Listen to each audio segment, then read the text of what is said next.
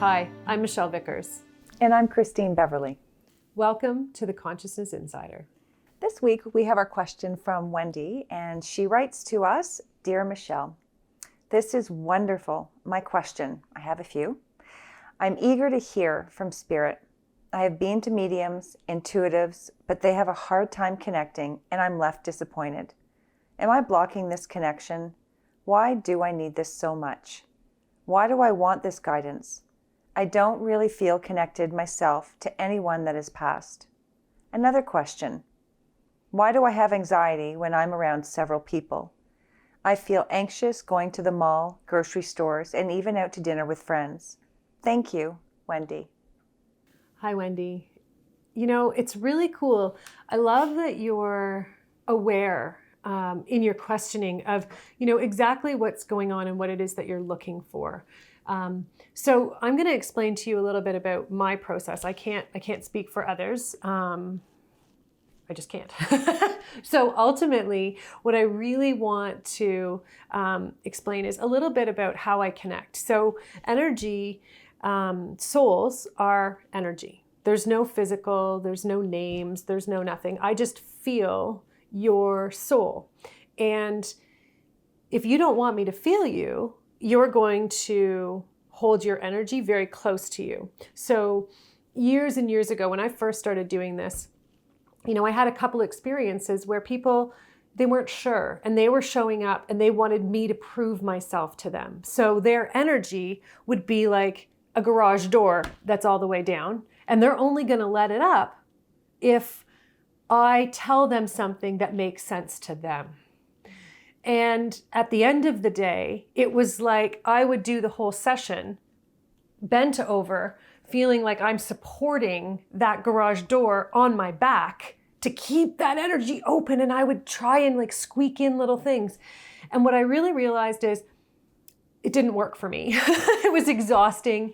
And it wasn't the type of, for me, it wasn't the type of work that I wanted to do. But here's the thing, okay? If you're asking questions with the intent to understand with your brain everything that is coming back to you, it's not going to work, okay? When I work with clients, and anyone really that I've worked with that also works with energy, it's an energetic exchange of consciousness, which means that two energies come together and your soul shares information with me and I interpret it in a way that you would understand. Okay, so when I'm working with one person or another person, I use totally different words that I would not normally use because they're, in fact, when I first started doing it, I would say to people, is that even a word? Because there are some times that I'm using words I don't even know because I'm interpreting the energy, but that interpretation doesn't come from my mind. It comes from the energy itself. So sometimes when I'm interpreting, they'll show me signs and they'll show me symbols, or they'll show me very specific beings. And other times they'll show me experiences that you had. And sometimes they'll show me very, very specific words. And when they do, I say they're using very specific words. It's just one of those things. So for you in particular, I wouldn't say you're blocking other people. It's just that you're curious, but you're not curious enough to be open to hearing the whole truth, okay? And it's not a deficit. This has been your protection mode, what you've used to keep yourself safe and to keep yourself being able to move forward. Because what I'm seeing for you in particular is, you've overcome a lot of mountains and in your life. You've had to overcome a lot of hardship emotionally and as well as mentally. And in order to keep that together, sometimes our brains don't want to let anything new in, because if something new is in, our brains perceive that as a potential that can crack, that safety shell that we've created. And we don't want to let that happen because obviously we're not going to feel safe or secure. And then we're also going to feel like, now we're under fire and we need to what's the word I'm looking for? Go into like a defensive mode. So really, it's actually just your defensive mechanisms that are coming up. We all have them, and we all have them in certain ways. Even when I'm getting messages sometimes, especially when it's for me, when messages are coming through, I know there's things I don't want to hear. And the reason I know is because I get so cranky.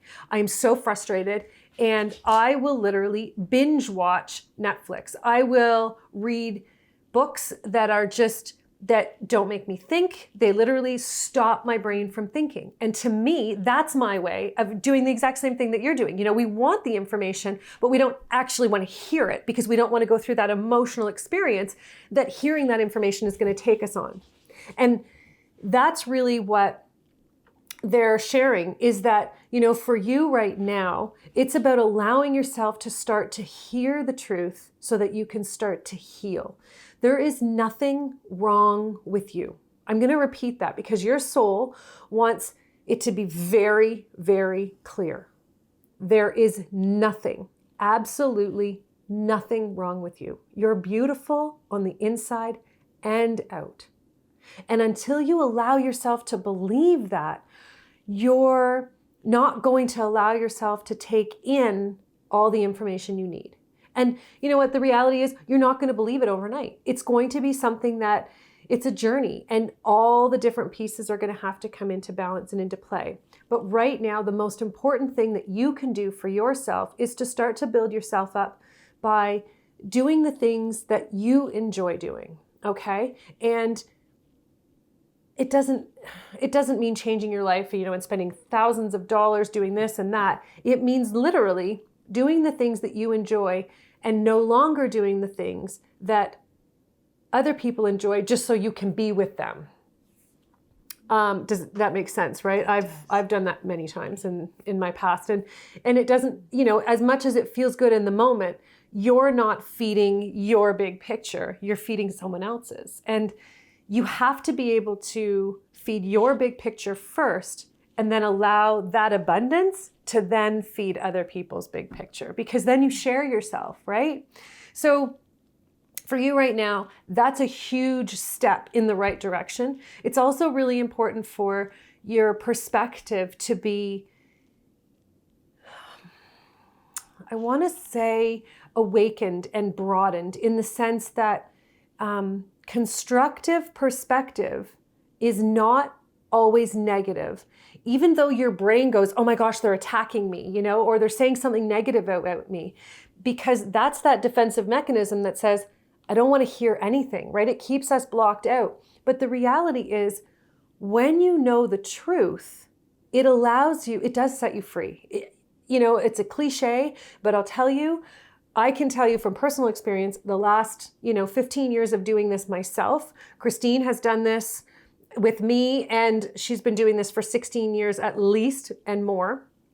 The truth does set you free. So as much as it's prickly in that moment, and it can be prickly. I mean, Christine and I, we've been on this journey together for 12 years. And there are 12 years, is that right?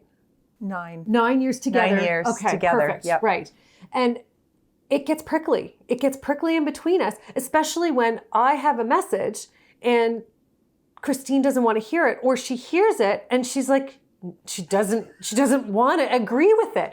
And I'll tell you, it's tested our friendship and our relationship in a way that's allowed us to become so committed to hearing the truth. And now, 9 years later, we laugh at each other and literally are like, okay, I know you're angry. I'm going to hang up now, and we'll call each other back when we're feeling like we actually can be nice to each other again. But it's a comical because it's lighthearted at this point. It wasn't like that, a long time ago. When we first started, it was a client relationship, so it was very professional. And then as we shifted into a friendship, it was Christine would take it personally. I have my defense mechanisms really strong up. And that's the thing, is that when intuitives or people like myself, when we can read energy and we can share it with you, it's nothing personal. We're sharing what we feel. I have nothing in my mind, involved in what I'm sharing. And that's the other thing, for me, The hardest people to share messages with are my family, because they don't want to believe that I understand and that I know and that I can see. They're your family, right? They push the best buttons and it's the most drama.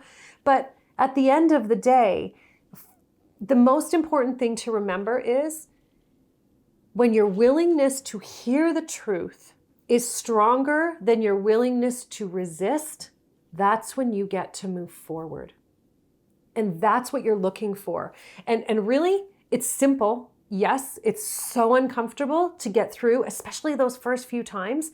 But once you do, that's when everything starts to flow in your life. That's when the magic happens, right? Like, absolutely. It's allowing yourself to participate a little bit deeper than you have been. Absolutely. And it's so cool because that little bit allows the whole world to open up every single time. Yeah. It doesn't take a lot to shift it. No, it really doesn't. It doesn't take a lot, but it does take a willingness to see the truth even when it makes you uncomfortable. Yes. So that's what we wish for you this week. And we thank you so, so much for asking your questions, being open, being vulnerable, because without you, we wouldn't have this amazing show. So thank you so much for sharing a little bit of your soul with us this week. Thank you very much, Wendy. And thank you to every viewer who joined us on this episode. If you'd like to have your question answered by Michelle and your soul, please visit michellevickers.com on the Consciousness Insider page. And at the bottom, there's a form. Fill it out, and hopefully we'll be featuring your question in one of the upcoming episodes. Thank you so much. Have a great week. Bye now. Bye-bye.